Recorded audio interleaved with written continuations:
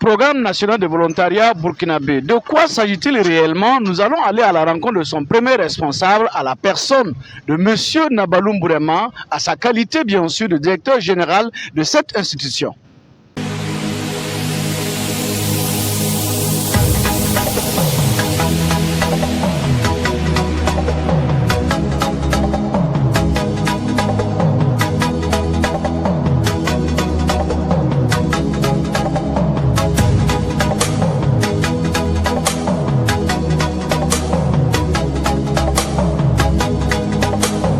Bonjour, monsieur le directeur général. Bonjour. Alors, je rappelle que vous êtes le directeur général du groupement d'intérêt public, Programme national de volontariat. Pouvez-vous nous présenter en quelques mots cette institution? Merci. Le groupement d'intérêt public, Programme national de volontariat Burkina Faso, en abrégé GIP-PNV, est une structure créée par l'État avec des partenaires tels que les collectivités territoriales, les OSC et bien d'autres acteurs qui ont mis en place cette structure depuis 2008. Et cette structure a pour mission principale de mobiliser et de mettre à disposition des compétences et des ressources humaines disponibles et patriotiques aussi, qui s'engagent sur l'ensemble des chantiers de développement de façon altruiste et qui travaillent vraiment pour leur pays. Et nous avons, en tout cas, depuis notre mise en place, ça fait déjà 13 ans, nous avons pu avoir un certain nombre de résultats et sur la base des missions qui nous ont en tout cas assignées par le gouvernement. Alors, deuxième question, quelle est la vision et quels sont les domaines d'intervention, bien sûr, du groupement d'intérêt public, Programme national de volontariat Burkina? La grande vision que le programme national de volontariat s'est donné, c'est de faire en sorte que tout le Burkina Faso, tous les chantiers qui sont en tout cas en souffrance en matière de développement, puissent être occupés par des personnes qui s'engagent de façon volontaire. C'est pour cela le grand rêve que nous avons, c'est de mobiliser un nombre assez important, voire des centaines de milliers de volontaires chaque année sur le champ de développement. Parce que notre vision, c'est de faire en sorte que tous les chantiers qui sont en tout cas où on nécessite la main d'œuvre puissent être en tout cas mis en œuvre avec le soutien du programme national. Alors, on chercherait également à comprendre qu'est-ce que c'est que le volontariat et quelle est son importance. Bon, le volontariat, il faut dire que c'est d'abord une activité que chaque individu peut en tout cas décider s'engager librement, mais à temps plein ou à temps partiel, et pour en fait, se consacrer pour l'intérêt public, l'intérêt communautaire. Ça veut dire qu'on ne s'engage pas volontairement pour aider quelqu'un à avoir de l'argent. Et ça, ce n'est pas dans le principe. Lorsqu'on s'engage volontairement, c'est que il y a un intérêt public, un intérêt général qui est en jeu, que vous voulez aider en tout cas pour qu'on puisse satisfaire ce besoin-là. Alors, comment devenir volontaire? Faut-il un diplôme pour l'être? Non, pas forcément un diplôme. On a besoin de diplômes pour certaines missions, mais le volontariat national n'exige pas, en tout cas jusqu'à présent, des diplômes pour tout le monde. Et parce que c'est des missions de développement, c'est les activités, c'est les actions de développement qui sont définies, que les volontaires s'engagent pour en tout cas apporter leur contribution.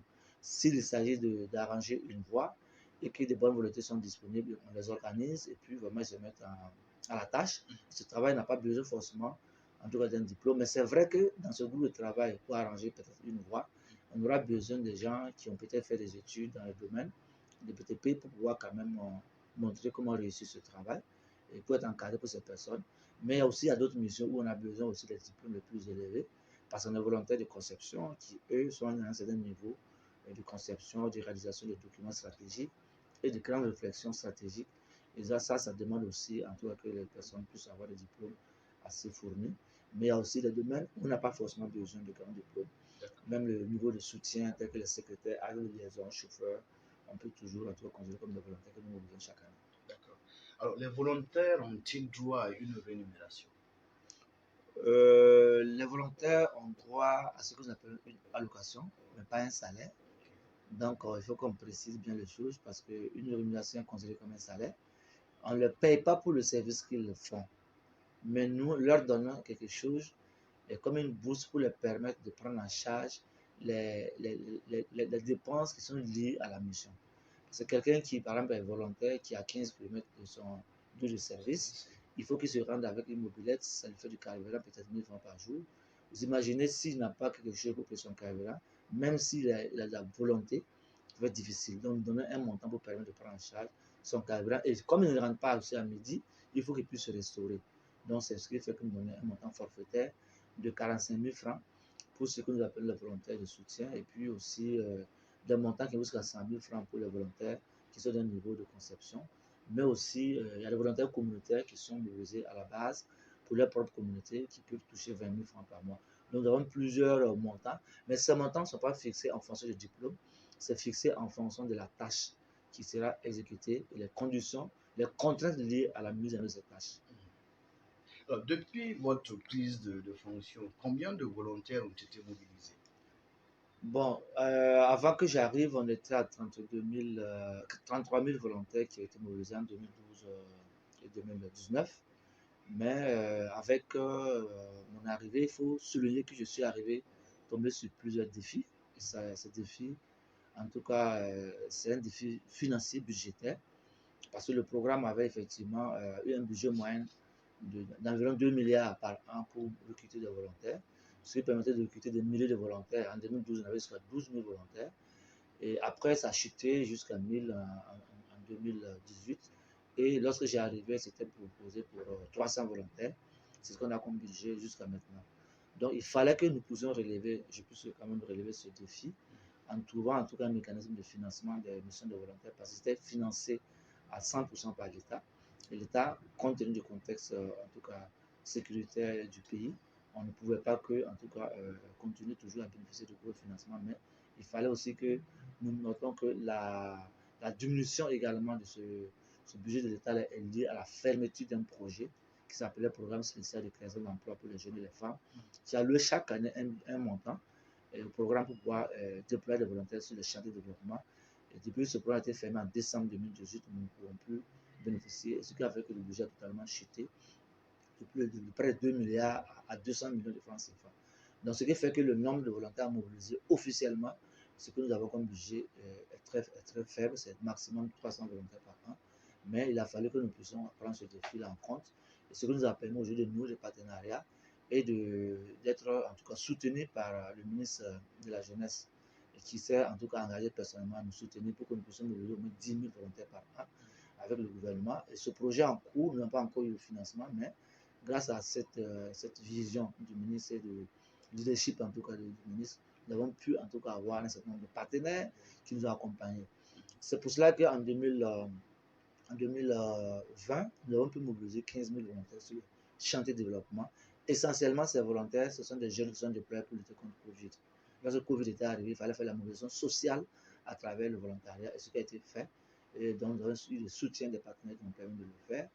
Et cette année, nous avons pour ambition de mobiliser, le contexte Covid est passé, mais notre prévision initiale est de 1000 volontaires, mais nous avons pour ambition d'aller en tout cas 10 000 volontaires si notre projet aboutissait au niveau du gouvernement.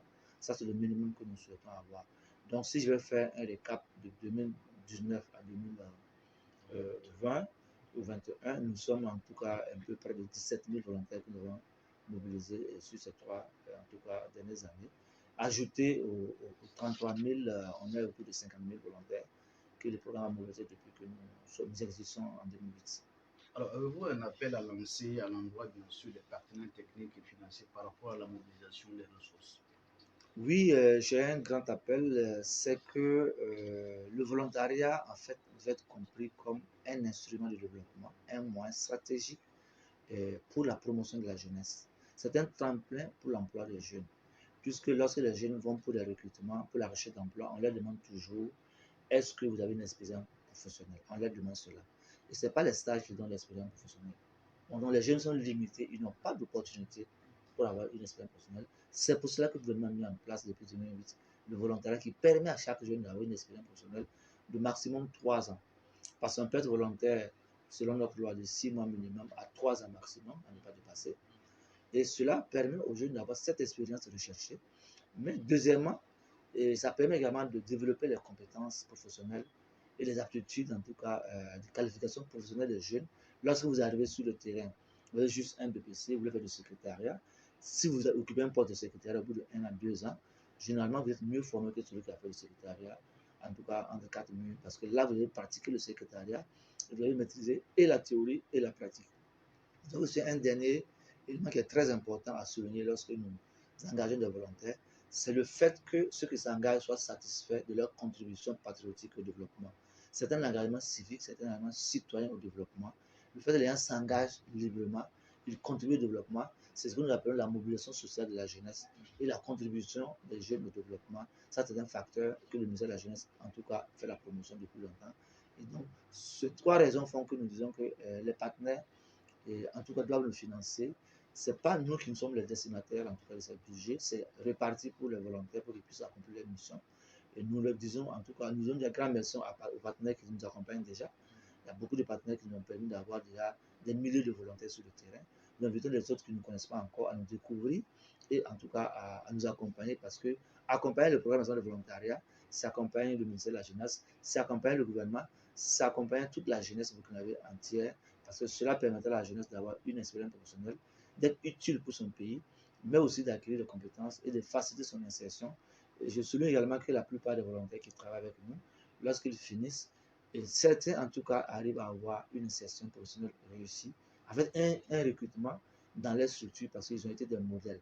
Nous invitons tous les volontaires vraiment des modèles partout où ils sont engagés sur les chantiers. Merci, c'est bien dit. Alors, vous êtes à la tête de cette institution il y a maintenant 2 ans. Quel bilan faites-vous aujourd'hui de votre gestion? Bon, sur les 2 ans, il faut dire que je disais tantôt qu'il y a des défis. Je peux dire que le bilan est positif, mais pas satisfaisant comme je l'aurais souhaité, puisque dès ma prise de service, j'avais dit qu'il fallait aller au moins à 10 000 volontaires en 2020, et à partir de 2021, il faut qu'on parte à 100 000 volontaires au-delà. Pourquoi? Parce que vous savez bien que nous avons déjà les jeunes diplômés, se comptent par millions. Quand vous regardez les candidatures au concours, c'est ceux qui ont le diplôme qui y vont. Et ce n'est pas tout le monde qui dépose d'ailleurs. Nous sommes déjà à plus d'1 million, voire 2 millions de candidatures. Et vous avez aussi ceux qui sortent des centres de formation professionnelle, des centres d'apprentissage au métier, et qui finissent et qui n'ont pas, on dit à tout le monde d'apprendre, mais avant d'apprendre, il faut exercer un peu un domaine pour avoir une petite expérience, connaître le métier avant de s'auto, en tout cas, installer pour son propre compte. Donc, toutes ces personnes-là ont besoin d'une expérience professionnelle pour leur propre compte, pour auto-emprendre ou pour se faire recruter. Donc, nous avons souhaité que nous puissions quand même mettre à tous ces jeunes qui sortent de l'université, des centres de formation ou qui sont désœuvrés puissent avoir une occupation utilitaire. En tout cas, le fait qu'ils seront en tout cas des jeunes engagés sur le développement, ça permet le développement, mais aussi ça leur donne en tout cas une chance de s'insérer. Donc, ce défi, on a voulu le relever à travers en tout cas la mise en place de ce programme de volontaires. Le deuxième défi que j'ai été confronté, c'était un peu le dispositif législatif et réglementaire qui ne permettait pas aussi de pouvoir en tout cas recruter des volontaires selon plusieurs modalités. On n'avait qu'une seule façon de recruter les volontaires, c'est-à-dire on recrutait les volontaires par phase. Au cours de l'année, on recrute les volontaires 1 ou 2 fois dans l'année. Et cela ne permettait pas aussi de prendre en compte des jeunes qui sont en tout cas, qui viennent après en tout cas les périodes de recrutement. Donc nous avons fait en sorte que une plateforme est mise en place en ligne. Et depuis que cette plateforme est en ligne, les jeunes s'inscrivent à tout moment en ligne et les recrutements sont faits tous les jours. Lorsqu'une structure d'accueil, une structure veut un volontaire, s'adresse à nous à travers la plateforme ou à travers en tout cas nos représentations au niveau région ou au siège ici. Et cela permet en tout cas de pouvoir prendre en charge ces demandes-là et de traiter et de recruter directement ces volontaires, on les place sur le terrain. Donc le troisième défi, c'était aussi au niveau des textes, c'était un peu de mettre en œuvre, permettre l'Assemblée générale, parce que nous sommes un GIP, un gouvernement des aides publiques, qui a été mis en place par des acteurs, 78 acteurs, qui sont des personnes morales, qui sont membres.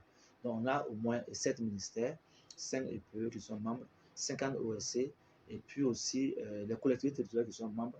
Et c'est tous ces acteurs-là qui sont membres, mais je nous avons constaté que l'Assemblée générale aussi avait des difficultés de très bien fonctionner. Donc nous avons fait des réformes au niveau de nos textes pour permettre en tout cas à tous ceux qui sont membres, ou même à tous ceux qui veulent adhérer, en tout cas devenir d'être membres au programme national de volontariat. Et le dernier défi sur le plan réglementaire, c'était un peu la loi qui effectivement se faisait déjà, en tout cas depuis 2007, et avait quand même constaté avec l'évolution de notre environnement de volontariat, au plan national et international, il y avait quand même des limites. Et donc nous avons travaillé à ce que cette loi soit en tout cas en cours de révision. Je pense que si cela aboutissait rapidement, ça va permettre en tout cas de booster mieux encore la promotion du volontariat au Burkina Faso. Donc, sur ces grands défis que j'ai dit, nous avons pu en tout cas amorcer et aboutir à des résolutions à travers ce nombre d'actions qu'on a menées, telles que des études que nous avons pu réaliser sur les types de domaines, catégories de volontariat, sur le domaine d'intervention des volontaires. Nous avons également élaboré ce que je disais, le projet 10 000 volontaires, qui est une réalité aujourd'hui. Nous avons pu reprendre aussi notre partenariat avec le programme de volontaires des Nations Unies. Le 11 mai dernier, vous prenez part à une conférence de presse au bureau burkinabé de droit d'auteur pour présenter un projet de partenariat avec votre institution et le BBDA. De quoi s'agit-il réellement? Oui, le 11 mai, j'ai accompagné mon frère Yami Wali Bara, qui est effectivement le DG de l'EDA, à travers une conférence de presse qui a été lancée pour les activités de la campagne de sensibilisation sur le paiement des redevances du droit d'auteur. Je crois que nous avons fait parce qu'il nous a sollicité, parce que c'est important que toutes les structures qui demandent publiques comme privées, qui veulent recruter des volontaires au sens de la loi, passent par le programme national de volontariat. Sinon, les volontaires sont recrutés en dehors de notre dispositif, n'est pas reconnu, en tout cas par la loi sur le volontariat national. Donc, nous disons que c'est un beau partenariat que nous avons démarré. Ces actions vont consister essentiellement à recruter 230 volontaires. Le nombre est précis maintenant, sur 15 localités qui vont en tout cas, ils seront recrutés localement, formés localement, ils vont accomplir des missions de sensibilisation pour identifier les différents acteurs qui sont concernés dans ce domaine et puis aussi faire en sorte que le plaidoyer passe pour les accès payés. Voilà, c'est-à-dire les tenanciers des bars, ceux qui gèrent également les ciné par exemple, qui puissent en tout cas comprendre qu'ils doivent contribuer au développement en tout cas du droit d'auteur au Burkina Faso en acceptant de payer.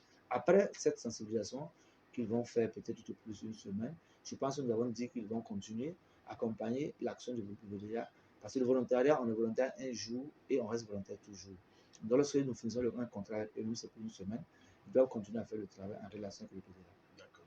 Alors, le 5 décembre 2020, vous avez été élevé au titre de chevalier de l'ordre de l'étalon par le président du FASO. Quels ont été vos sentiments lorsque vous avez reçu cette reconnaissance? Oui, c'est une grande joie, une grande reconnaissance. Donc, il faut dire que c'est vraiment exceptionnel parce que Son Excellence, Monsieur le chef de l'État, a bien voulu, en tout cas, me discerner cette distinction qui est bien au rang.